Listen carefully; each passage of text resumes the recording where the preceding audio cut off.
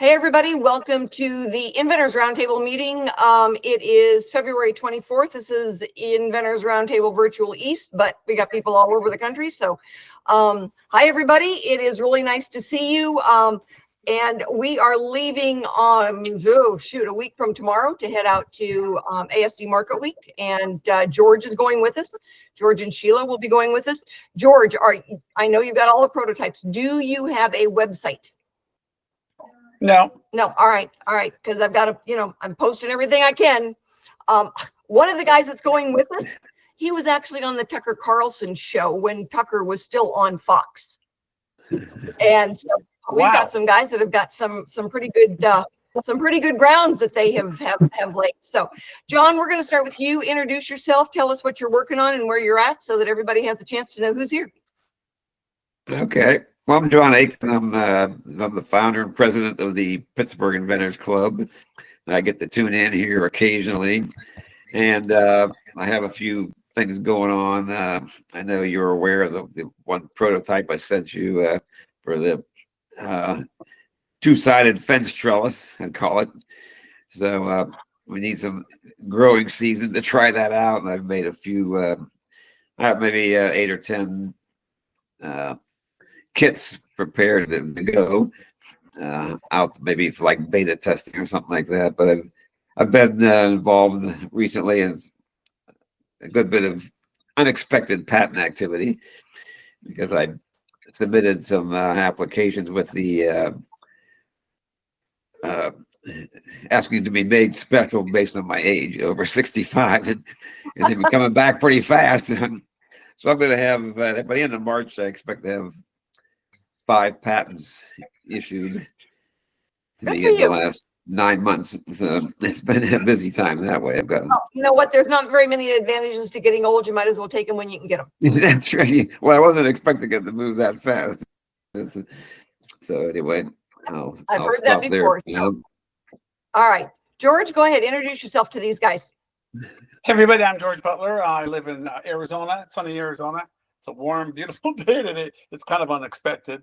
And I'm working on a couple of things. One is it's a dog leash. It's called a quick leash. You can see that right there. And the way it works is real simple. Here's your puppy, right? It's on. It's off. So I can wear a glove and put this on a puppy, a D-ring, a web strap, anywhere on the collar. Look at that, on the collar. And it's fast and convenient, and that's the whole point of it. The other thing is I've got the Easy Flag, which is fully patented now. I'm gonna try and sell that. If you haven't seen it at all, I've got it right here. Hold on. Hold on. That's not it. Okay. It is called the Easy Flag. If you can see this, a little bit of a glare.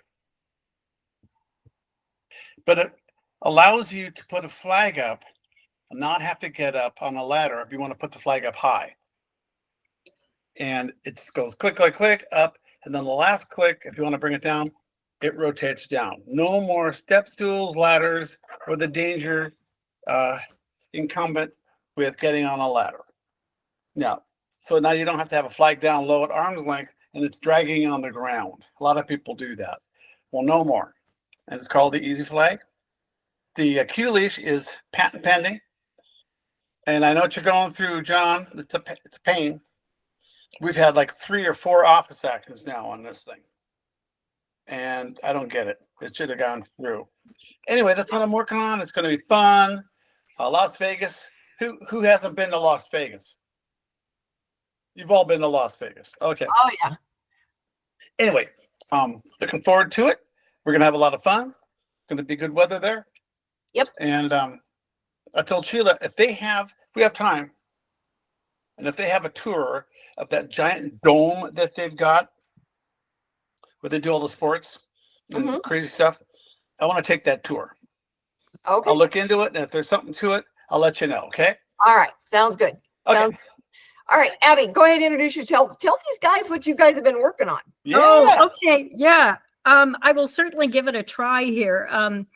We went the industrial route. So the consumer shows don't really fit what our category is. But basically, we invented a new process for treating processed wastewater from food processing.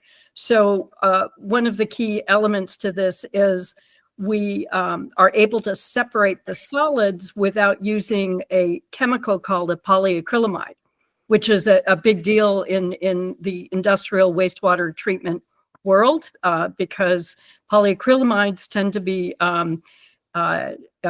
expensive to dispose of and usually have to be sent to landfill.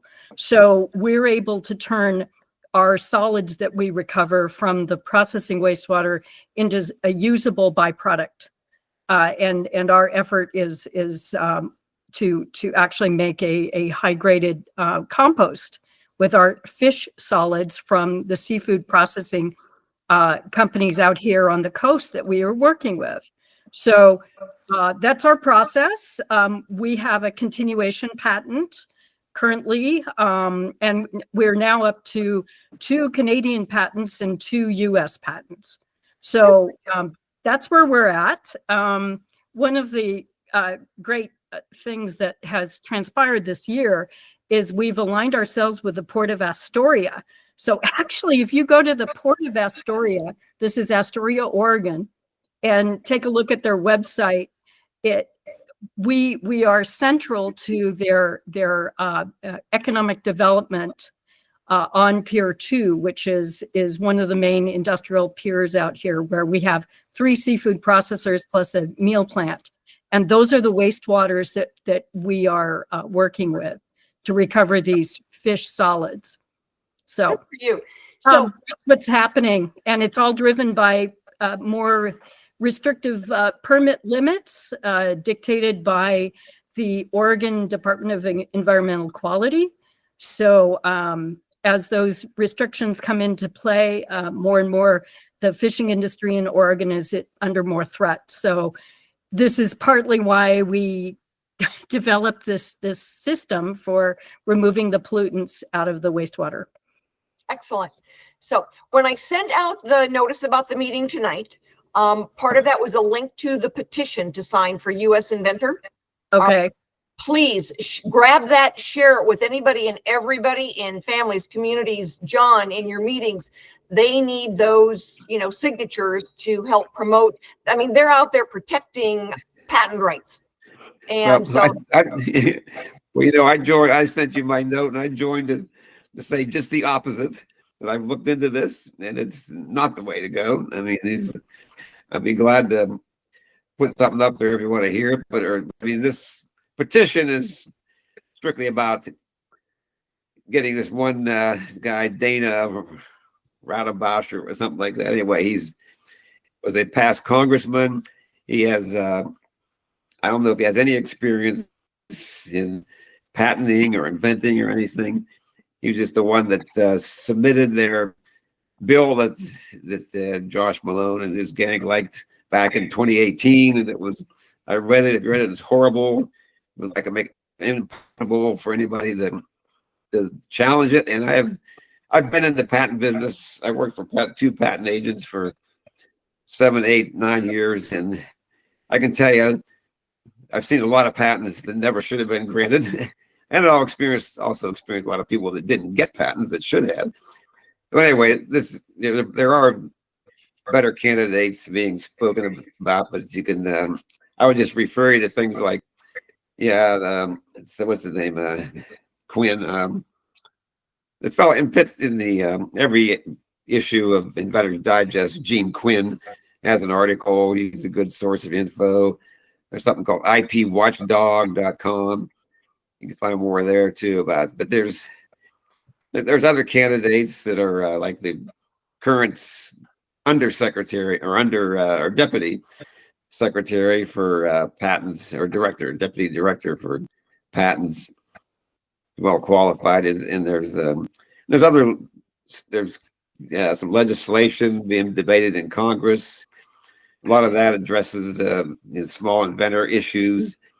They're having problems. But the other issue with this is it has perhaps some unintended consequences that I can foresee that people or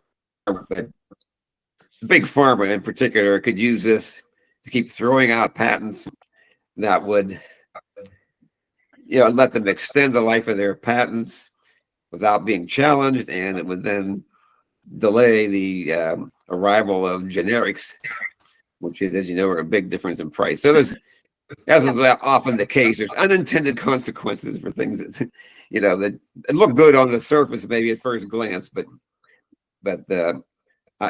I don't see where this guy has any qualifications for that job, and he's just being pushed by the guys that he submitted a piece of legislation for back in 2018, which was, I mean, I think they're just using their examples of a few, isolated examples that they have as push some really grossly overreaching, far-reaching, just go way overboard.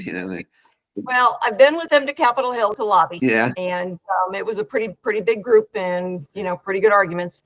And been to a lot of their meetings and listened to them talk and present.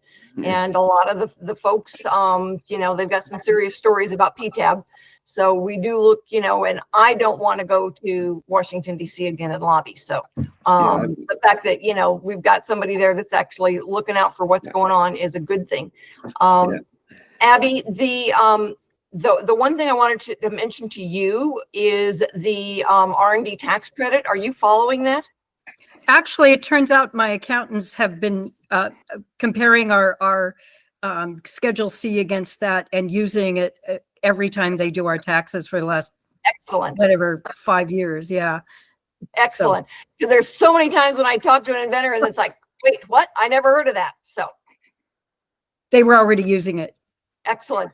Good to know that somebody out there is paying attention for you, for sure. Yeah. So that's good. So Jeff, go ahead and introduce yourself. You're the next one in. Yeah, I'm Jeff Gerhardt. I live out in Colorado, and been working with Rita here for, gosh, I don't know, 3, 4, 5 years, something like that. Yeah. Attending your meetings, I think, but and I've got a couple patents submitted. So and you're going you and George say howdy, because you're both going with us to the Yeah, George and I met before at the last show at the National Hardware Show. Yeah. He's got the flagpole. Correct. Yes. And Jeff had the shovel, and this time you've got a new version of Q leash, and Jeff has got a new version of a leaf gatherer. Yeah, it's kind of an augmentation to lawn sweepers, if you know what they are. So, yep. I have one. Oh, do you? Yeah. I do. I have an artificial backyard, and there's lots of stuff in it, and it's electric, and you walk around and it cleans the grass. Oh, that's pretty cool. Yeah. This is mostly for tow behinds, so you probably don't have a tow behind, but no. Yeah. So John, how are things going up there with your group? You're muted, John. John, you're muted. Yeah, I forgot to take it off. There you go. So, there you go. So we're not real active as far as our own meetings. I keep referring people to events at the patent office. I send out a lot of emails and your reminders about your roundtable discussions, and anything else I see from some other clubs they could tune into or join in. We'll maybe try to get, when the weather gets a little better here, make some field trips. As I'd say, there are some places, Proto Haven, places that make are handy for people that want to make prototypes or things like that. And there's a Women's Center for Entrepreneurship at Chatham College here in Pittsburgh. They have a big makers lab or something like that, and you can make prototypes, a lot of stuff like that. But it's there's some places we'd like to get in to visit here when we got some clear roads and weather to get around in. So Yep. We are going to have some speakers coming up. One of them is going to be from a group that actually helps inventors, start a business and do some manufacturing. My Product Now. And then another one is going to be a gentleman. He's got a very nice British accent. But he helps inventors really understand, the jungle out there when it comes to companies copying you and how to avoid it, how to fight it. He's very good. And then we'll have Essie back. She's going to talk to, some of the inventors out there. So John, this would be a good one for some of your members about the R&D tax credit and the paperwork you need early on to be able to take advantage of that. Abby, I'm sure you'd be able to give some advice on say, we knew, yay. My accountant knew. Well, there you go. Yeah. So, however it works out that your accountant knew and stuff. Yeah. So,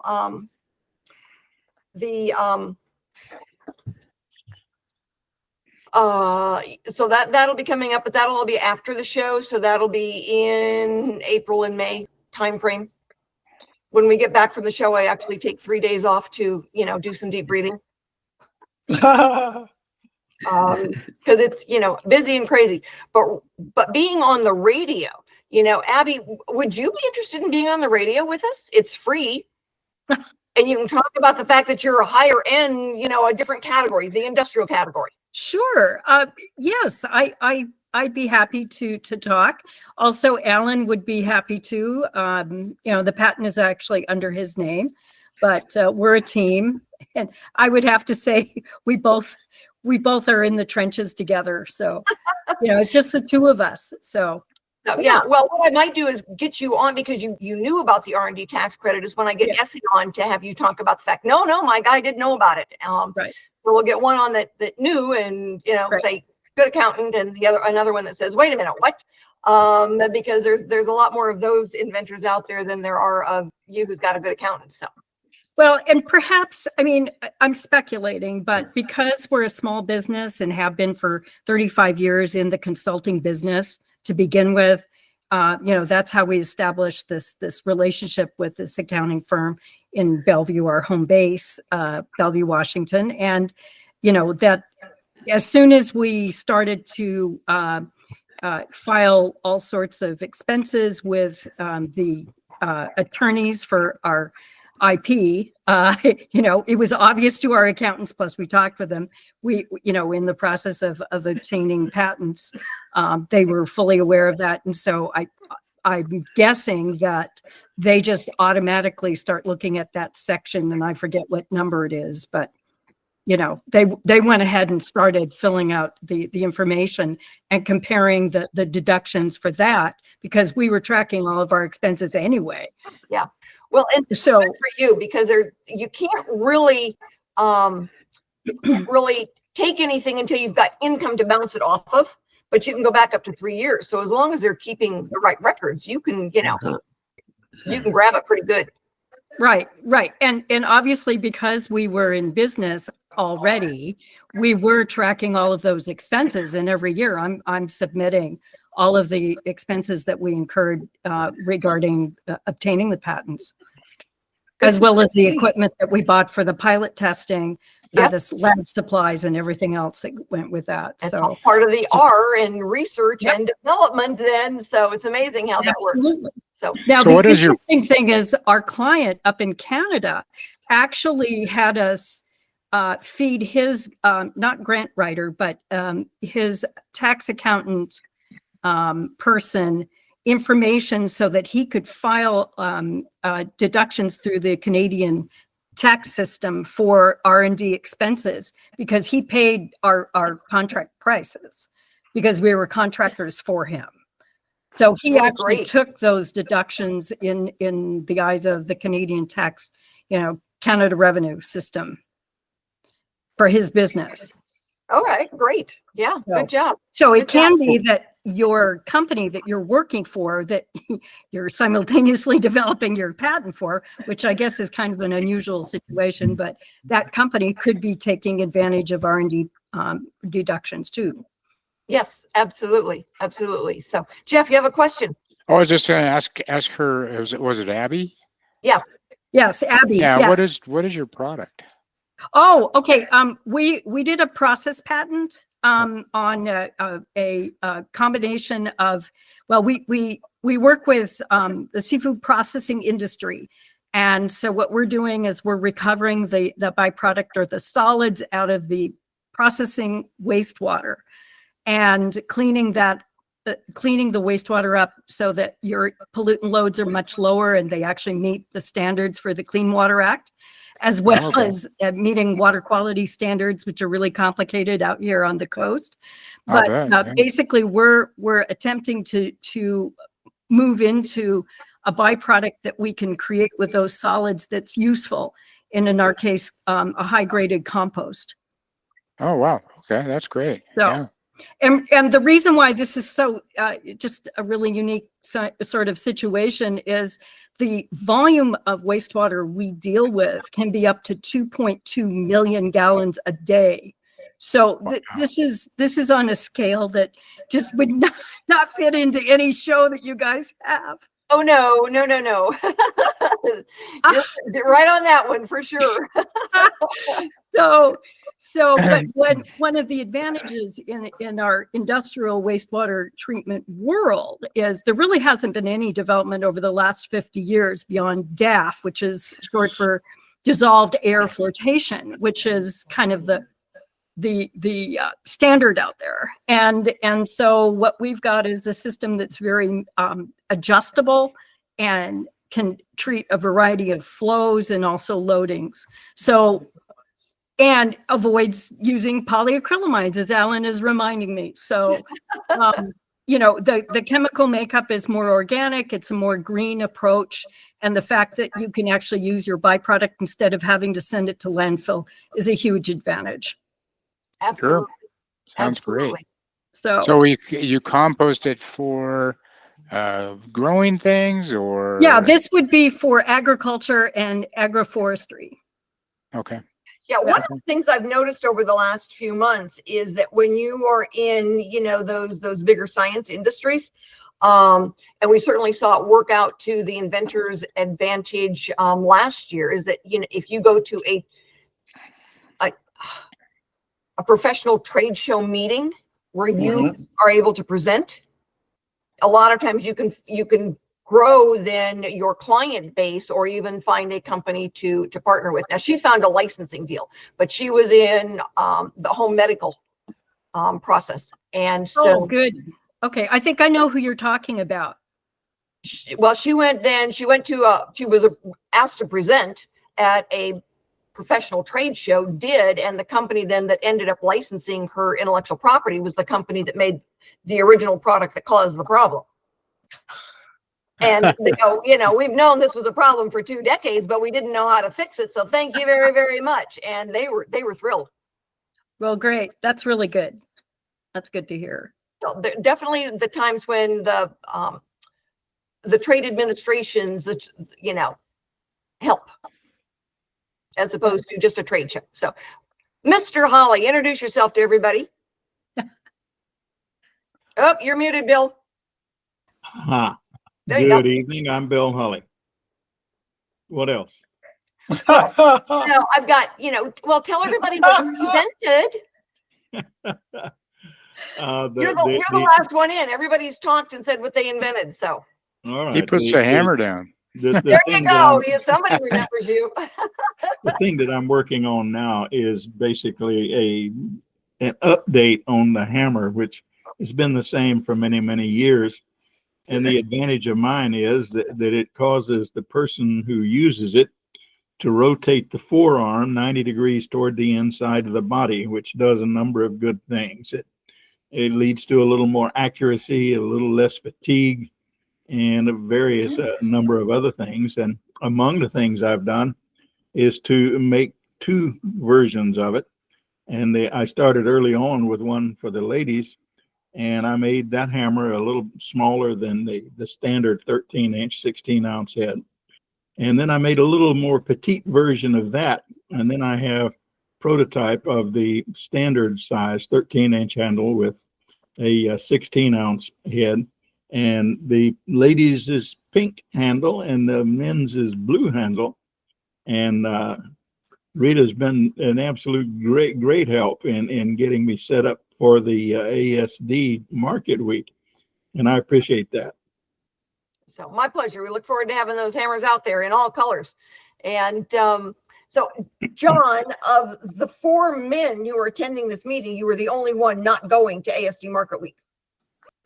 I got to get ready. So I don't know what to say on that one. I have to get on the ball and get going, I guess, with that. Yeah, So, for sure. Product. So anyway, I'm getting the patents out of the way, so now I can focus my attention more on the next steps. all right. Sounds good. So does anybody have any questions of me or anybody else tonight? I do have one question too about, you mentioned frequently about recording these sessions, but where does one find the recordings? That's what I haven't been able to figure out yet. Generally, they're on the Inventors Roundtable website. Now, Really? we are updating all of the websites, so give us a little bit, but I've got them all. So if you wanted one in particular, I can send you the link. Otherwise, they will all be uploaded after we get back from ASD. We had an interesting experience with a gentleman I had hired and had him doing for about 2.5 years, all of our social media. And he was promptly then digging into stuff and took all of our social media. So as of about the middle of November, we had to go and fight to get it all back. And so all of our sites had to be rebuilt. He had rebranded me the Inventor Lady, which I absolutely had in writing multiple times not to do. And he listed then all the companies and claimed ownership of the companies. Oh my gosh. And my God, Not right. the was everywhere. And it's like, there's a reason why we don't use the Inventor Lady. It puts the business at the end of the alphabet. And when they list you at a trade show, nobody gets to the end of the alphabet. All right. You got to be at least above the L's. And so now you see me tagged as America's Inventor Lady. So take that, because now we're at the beginning of the alphabet. But you know, it was a legal fight. It was a legal battle to get everything pulled back. And he actually had gone into the domain names then and listed himself as the owner and the legal counsel. So, you know, it was ridiculous. Fortunately, my husband's an attorney and said, I think I know better than that. So, you know, we posted them, put out there a letter and said, this is the fight you're going to have. And so then they released it, but it took 2 months to get everything straightened out and going the right direction. So that's why you're not seeing the postings of the IRTs yet, because ASD was like right on top of my head. So we had to, rebrand Inventor Lady. We had to rebrand Invent America Radio, and those were, at the top of the list. So So you had to say, yeah. When you are, So you had to say, sick 'em, Ray, sick 'em. yeah, right? yeah, exactly. So when you are having a website done, always make sure you are paying for the hosting and it's on a site that you control the ownership. Never let anybody put it on their private server, because that is the first step to, holy cow, what now? And he sounds like the kind of guy that somebody ought to send a friend to visit. My husband is Sicilian, and he's told me that, he knows people, but that was. Rita, I've got to drop. Rita, I've got to drop, and nice meeting all of you. Okay, all right, we'll see you in a week or so. Next time. Okay. All right. See you. Bye-bye, Jeff. Bye. So yeah, it was quite a fight. And so there's still a couple of the websites that are under construction, but most of them are back up and fully functioning now, and everything's dropping in where it's supposed to drop in. But this was one, and then our search quest sites for the patent search. Yeah. That and the Inventors Roundtable are the two that are on the after the show list. So, but you live and learn. Well, and it occurs to me too that it's one of those cases where something that looks like a really, really negative thing winds up being a positive thing instead, because America's Inventor, as you pointed out, is far more likely to be, clicked on, et cetera, than the other one. Yeah, absolutely. And, I'd never been really happy with the logo that he did that was all the oranges, because I don't look good in orange. I much prefer the reds and the blues. So when we rebranded it then to match up with Invent America Radio, it made more sense. So the way it goes, we learn you never let anybody do private hosting for you, because there's just too many bad things that they can do when you're not just quite looking. And the funny thing, my husband took over all the social media. He's an attorney, all right, but he is dug down and he does all of our postings for me, and has created some of those cute little videos that we've used for ASD Market Week and everything. And bless his heart, he's just been a real hero for me. So. And you tell him often, I hope. What's that? And you tell him often, I hope. Oh, you betcha. Oh, yeah. Oh, yeah. I count my blessings all the time for that. And he's enjoyed it. Some of it's been frustrating, but he's loved being creative and making those videos and grabbing the little pieces and everything, and, seeing everybody and putting the music behind it. And he goes, this one's pretty cool. I really like this one. And shoot, he's gone back and grabbed videos that I've been doing for 15 years. And it's like, you cannot use that one because it does not match the way I look now. That was, and it's like, okay, fine. But it's been an adventure. Some of it frustrating and some of it really good. So great. Wow. So I have Anyway. I have a question for the group. So Yeah. amongst all of you, who actually does hands-on design? And if you do, is it pencil on paper? Do you do CAD? How do you get your idea across? John, you want to go for that? How do I get my idea across? Well, I mean, that'll be a good example. I worked for some patent agents for 7-8 years. I learned the patent business. There was sort of a pretense there that I might become a patent agent myself, which I never did, but I learned how to do everything. It's all these 5 patents that I'm getting here in a 9-month stretch of. I wrote them all, prosecuted them all, everything.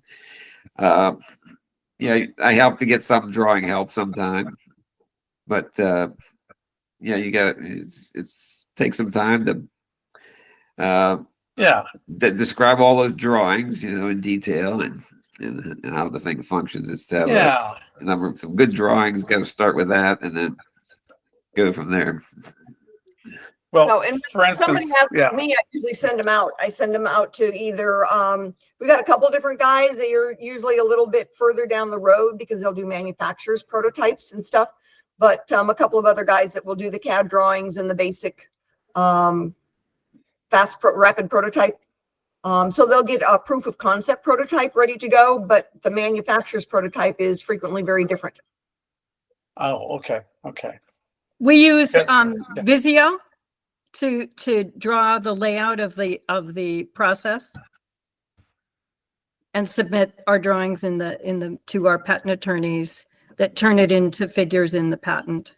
So we use Visio. Visio. Okay. Mhm. Well, I use a system that's called Unigraphics, and I had this idea some time ago. You can see it right here. Where's that camera? Here it is. And went ahead, did a CAD design, sent the CAD file, which is a .stp file, to a company in Minnesota called Protomold. Within a week, I had 4 prototypes in my hand, and they're very accurate. They all fit together and they work. Okay. Yeah, they're not cheap. No. But I also got recently a 3D printer machine. Have any of you ever worked with those at all? OMG. You think it, you draw it, you make a CAD file, and it makes it. For instance, I wanted a better phone holder. So I came up with this. Phone sits right there. Cord goes in through the bottom, if you can see that okay. Yeah. So I thought, well, that's pretty straightforward. I'm not sure how marketable that is. But then I thought, hey, how about something fancy like this? Love, simple, like the one they have in Scottsdale. Yep. 30 feet high. I I that. think I've seen that before, George. Don't patent that. No, you can't, because that's already. I can sell them, I can make them, but I Well, no, I can't sell them. No, Make you them, give can't. them away. I've given away a bunch of them. There you go. And then from there you can go with, hey, let's try some other things like this. Of course, you're seeing it backwards. Sure. There it is. Hope. No, it was right the other way, It was George. right the other way. Oh, was it really? Okay. Yeah. And then finally, and the colors are amazing that you can use, multicolors. And as you turn it, the colors change.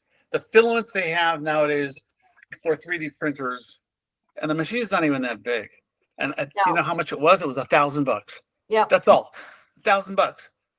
My grandsons are 10 and 14, and they've been using 3D printers for years with their dad, who's an engineer, and them put their heads together on the dining room table, and they come up with. How fun is that, huh? Yep. They really have a good time with it. So they're learning how to do all of that kind of stuff. They've got my daughter and her husband both work for Campbell Scientific, and so their products are, at the top of Mount Everest. They're all over the world, and the top of Mount Everest. Oh yeah. Yep. They're they gather weather data. Oh, gotcha. Okay. So Mount Everest gathering weather data. And so, he's a pretty sharp guy. And so he works with his boys to make sure that they get to turn out to be pretty sharp too. Yeah. Well, working in aerospace for 35 years, doing nothing but design, having fun, traveling the world, you're going to come up with a lot of ideas. Oh yeah. We share ideas all the time.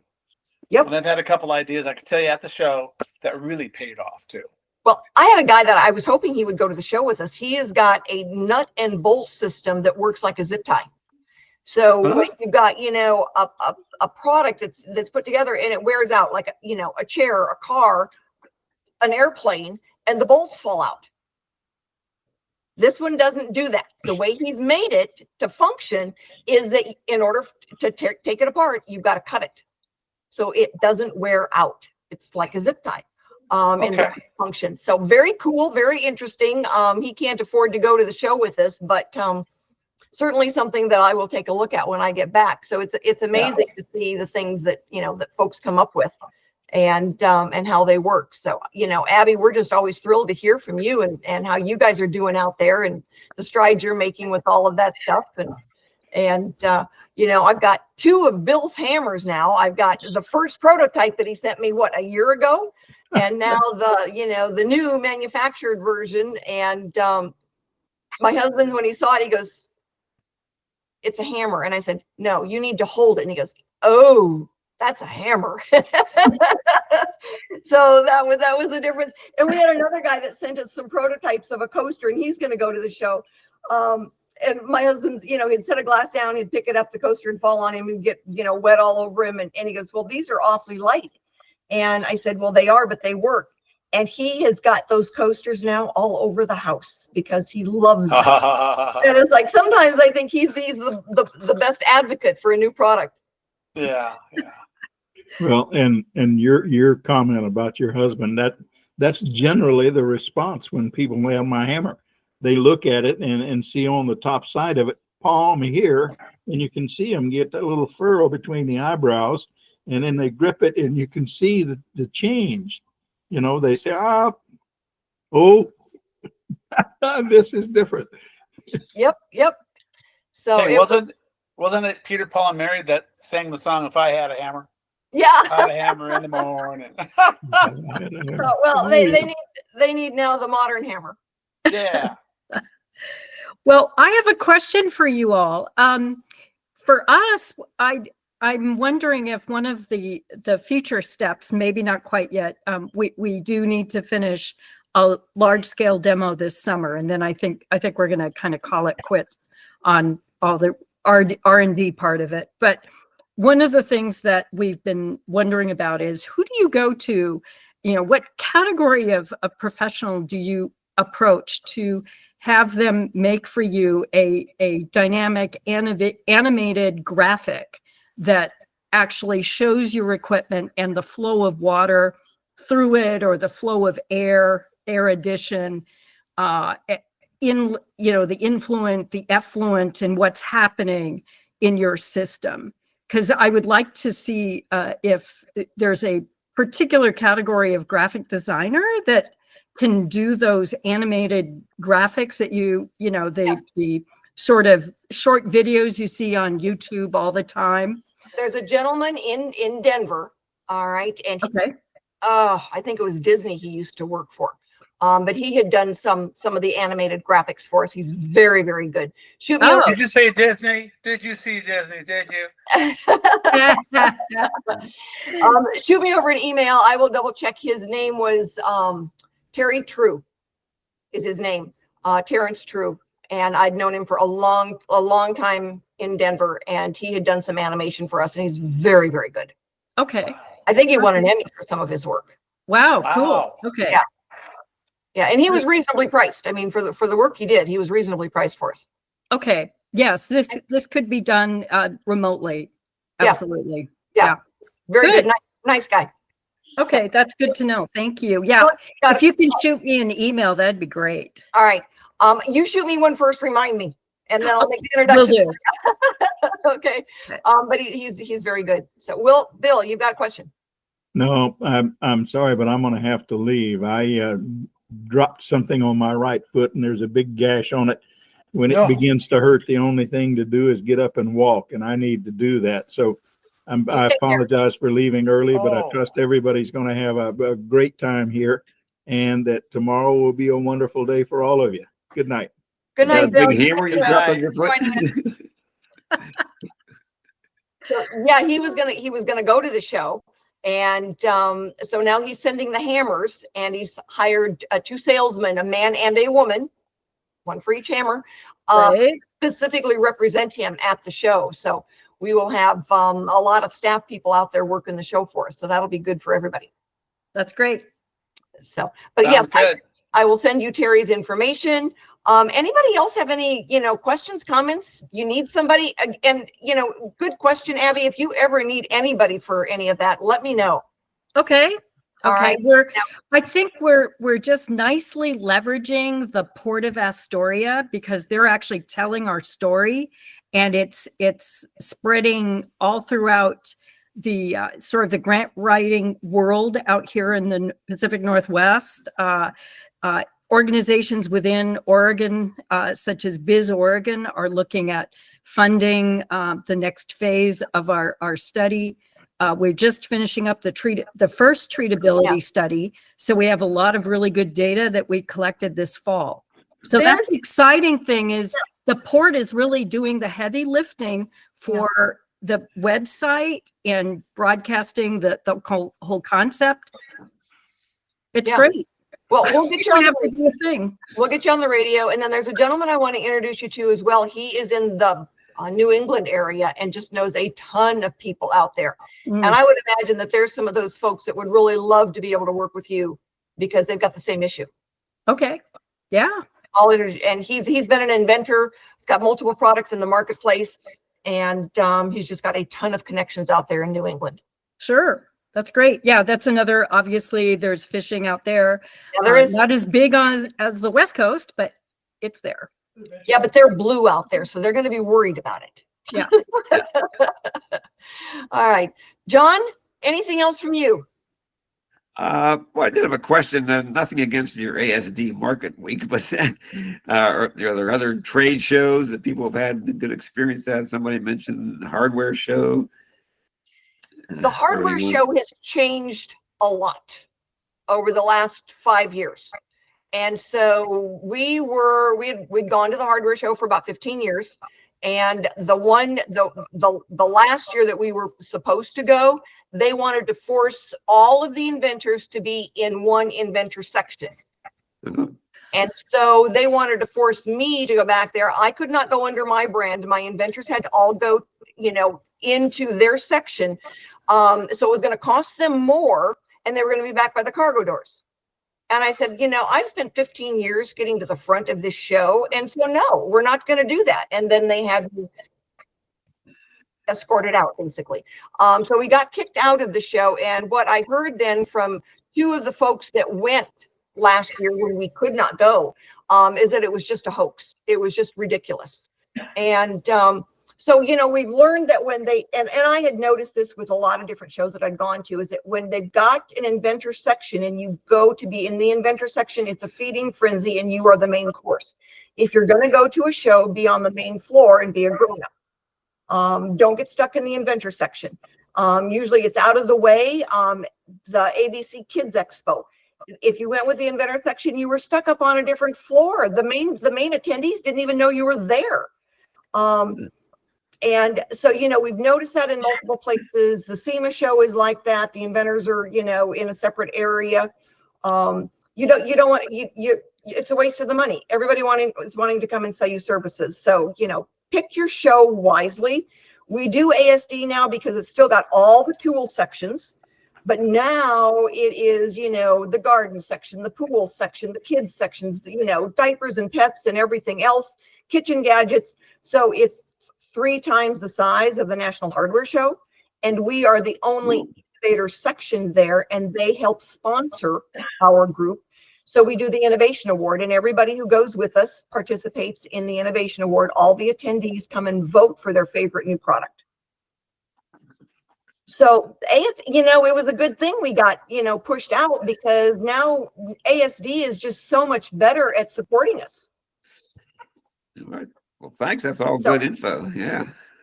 Glad So to hear it. Sounds good. choose wisely when you go. Now, I've been to the National Asphalt Show, and if you're selling a product for asphalt, it was a very good show. But it was in a school gymnasium somewhere in Tennessee, and nothing against Tennessee. That's where I live now, but but I've been to a lot of them, and I've learned, if you're going to make it worth your while, don't get stuck in the inventor section, be on the main floor. Go to a place where they treat the inventors like they're supposed to be treated, not like you are high school students. And you got to pay to play. You got to be an exhibitor. So that is why we pick ASD, because they're really good. They're really good to us. Sounds exciting. So they're actually giving us a private room this year. So we'll have our booth, 1,000 square feet. And then they're giving us a private room to do demos and, for our people to get away and have a seat and, to be able to make phone calls. And we've got internet in the room and stuff. So, that's a big deal. Shoot, they charge other folks $12,000 to do a private room. That is good. Yeah. So that'll make a difference. And like I said, they support us. We've got a VP of buyer relations who actually goes out and pre-sells our products before the show. Pre-sells? They use our products because, like Stephanie, she says, everybody knows what's old. They've already been buying it. They want to see what's new. So they use our products to bring buyers in. Okay. Because we're new. So, John, if you've got any of your guys over there, we've still got some rooms. So, tell them to get signed up. We're packing our bags. Yeah, well, that all sounds good. I got to get moving on, get ready for next year. It's going to take me that long. There you go. There you go. Give it up. And we've been working pretty closely with another group that's out of Florida. And they help inventors set up the businesses and run their businesses and get into manufacturing. And that's not what we do. And so we've been working very well together. And a lot of their folks, a lot of their clients are going to the show with us. Well, that's great. It sounds like that's the transition point. Yes. So that's kind of nice that you're bridging that gap there. Yeah, and they don't do any licensing, and we don't do any of the business side of helping them go into manufacturing. And so that's been a really a good match for us that we can help them out. So, guys, if there's nothing else, I'm going to let you all go. And Abby, don't forget to send me that email. I will get you Terry's information off tomorrow if you send it to me. That's great. I will see you and Sheila a week from Friday or thereabouts. And John, I will see you when you join us again.